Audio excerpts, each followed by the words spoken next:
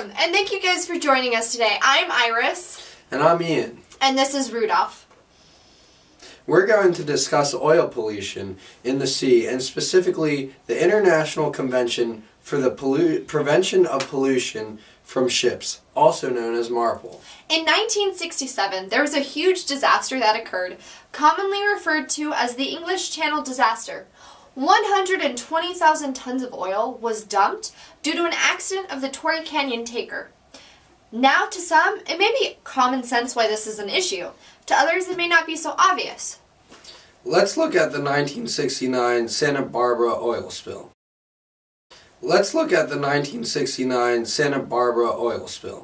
It's estimated this spill was around 3 million gallons of crude oil into the ocean. Let's take a look at how this impacted the community. It created an oil slick about 35 miles long along California's coast. It killed thousands of birds, fish, and sea animals. Now, if you look behind us, you can see what part of Santa Barbara it impacted, and specifically the different aspects of the ocean. As a result of this, it killed thousands of birds, fish, and sea animals. The cause of this spill? Inadequate safety precautions. There are sources of pollution as well.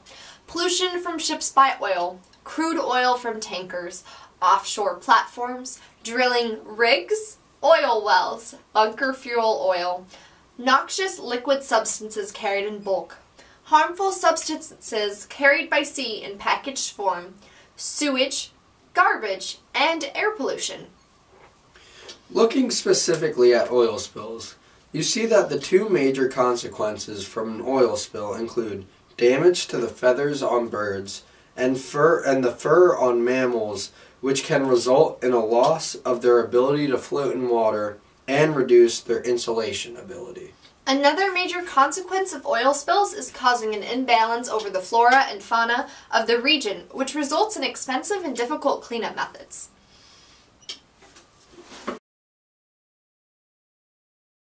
So what exactly has been done to address these problems? Let's go back and look at 1954. There we can see the discussions around this issue starting to arise.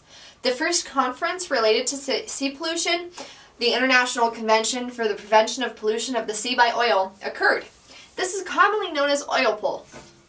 OILPOL established several regulations and created a general framework for addressing the issues of oil pollution in the sea.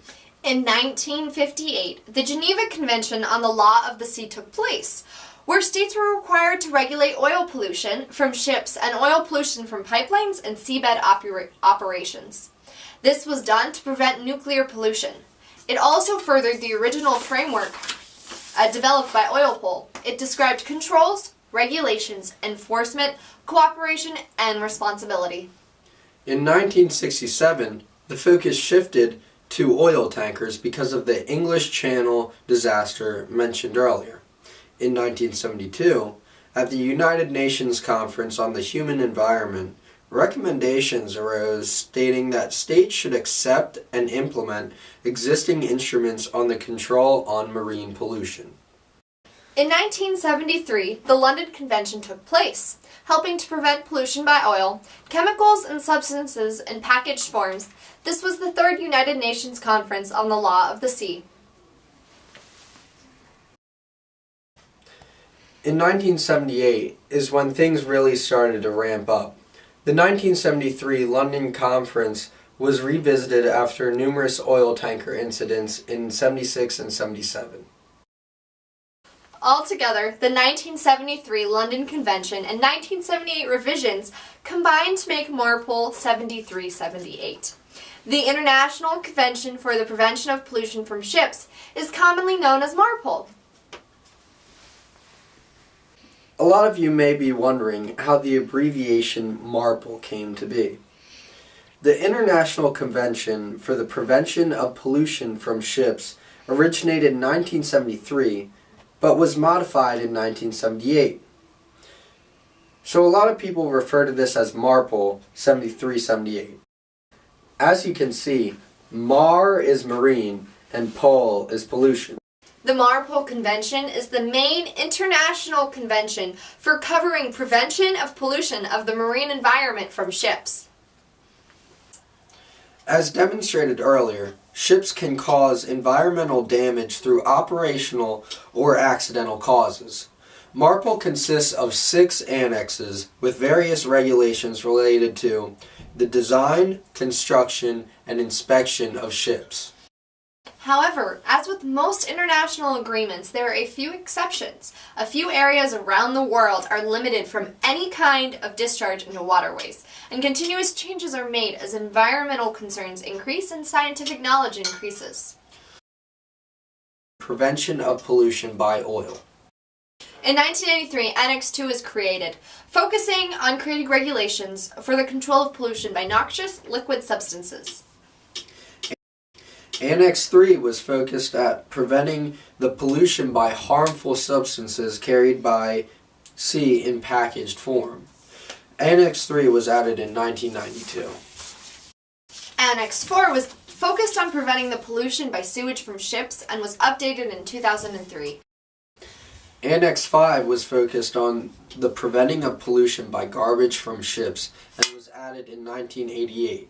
Annex VI was focused on the prevention of air pollution from ships and was added in 2006. The goal of MARPOL is to address pollution from ships by oil, toxic liquid substances carried in bulk, harmful substances carried by sea in packaged form, sewage, garbage, and to prevent air pollution from ships. With the entire MARPOL document in place, we can now look at how different countries implement the legislation. Article 11, participating countries are required to submit reports about the execution of the legislation. The problem is, only 6 countries, including the United Kingdom, have annual... The problem is only 6 countries... Oh my goodness. The problem is, only 6 countries, including the United Kingdom, have annually submitted reports to the IMO, and they are often not in the desired format. Other countries, like Denmark and the Netherlands, have submitted reports all but 1 year. Compare this to a total of 30 countries that have never even submitted a report. This could result from either MARPOL not being implemented within a country,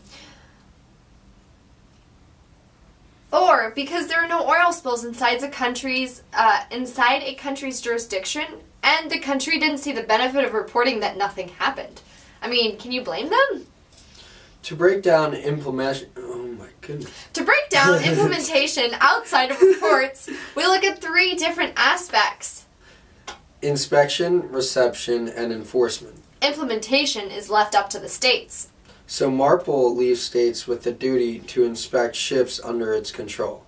While the enforcement of inspections is not defined in the regulations and therefore left to the state's discretion, large vessels and tankers are obligated to be inspected. There are general standards created within the agreement, defining certain inspection times, like before a new ship is put into service.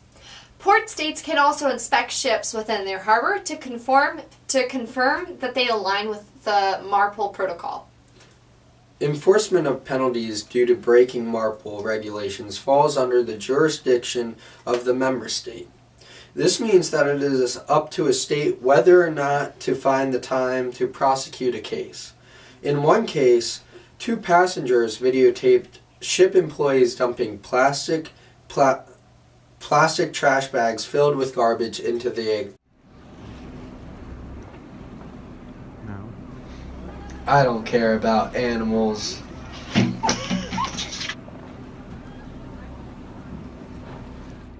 That's okay.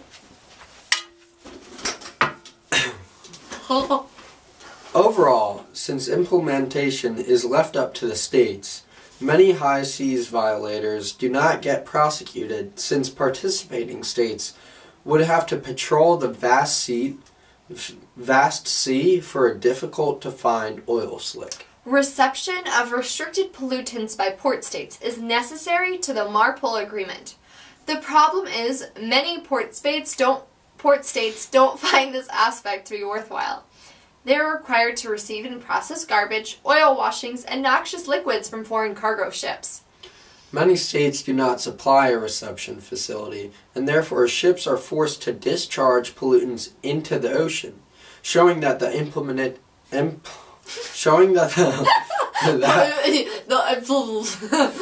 Showing that the implementation by states of MARPOL can be improved. In July 2018, at the International Maritime Organization meeting, there were several draft amendments. I have the forms for Netherlands. This isn't the right format, but at least you turned it in. States heavily fined this ship since they were foreign ships. If they were outside of the jurisdiction of the United States, U.S. actions would have been limited to informing the ship's countries of origin about the incident. Prosecution from the home state is then left to their decision. Overall, since implementation is left up to the states, many high seas violator do not get prosecuted since participating states would have to patrol the vast sea for a difficult-to-find oil slick. Reception of restricted pollutants by port states is necessary to the MARPOL agreement. The problem is, many port states don't find this aspect to be worthwhile. They are required to receive and process garbage, oil washings, and noxious liquids from foreign cargo ships. Many states do not supply a reception facility, and therefore ships are forced to discharge pollutants into the ocean, showing that the implementation by states of MARPOL can be improved. In July 2018, at the International Maritime Organization meeting, there were several draft amendments proposed to MARPOL Annex 6. This proposal includes redefining sulfur content. There were also conversations regarding the testing and verification procedure of in-use fuel oil samples. As you can tell, MARPOL is an ever-growing convention with multiple discussion platforms, nationally, internationally, within non-governmental organizations.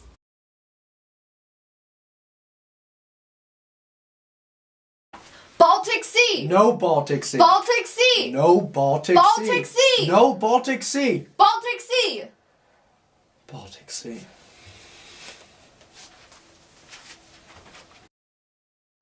One specific example of an effective NGO negotiation tactic is the Commission on the Protection of the Black Sea Against Pollution.